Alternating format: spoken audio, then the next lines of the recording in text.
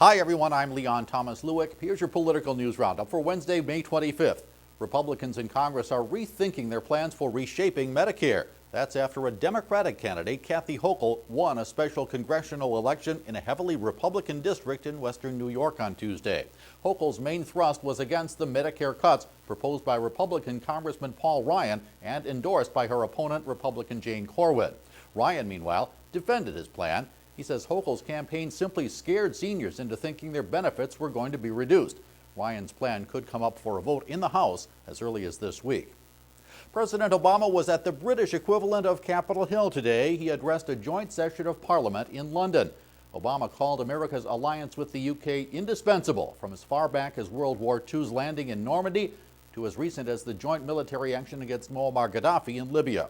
Obama welcomed the push for democratic freedoms sweeping the Arab world, saying they represent people fighting for the same freedoms that we take for granted. Earlier, Obama conducted a joint news conference with British Prime Minister David Cameron.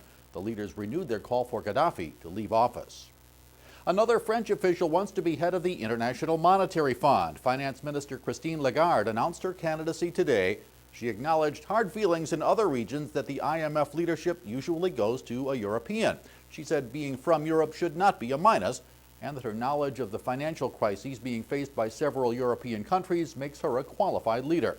Mexico's central bank governor Agustin Carstens also has declared his interest in the IMF job, which Frenchman Dominique Strauss-Kahn resigned after being arrested last week in New York on sexual assault charges. And a criminal indictment is looming against former Senator John Edwards. He's the North Carolina Democrat who resigned in disgrace on charges that he fathered a child with a campaign worker, then used campaign money for payoffs to hide his actions.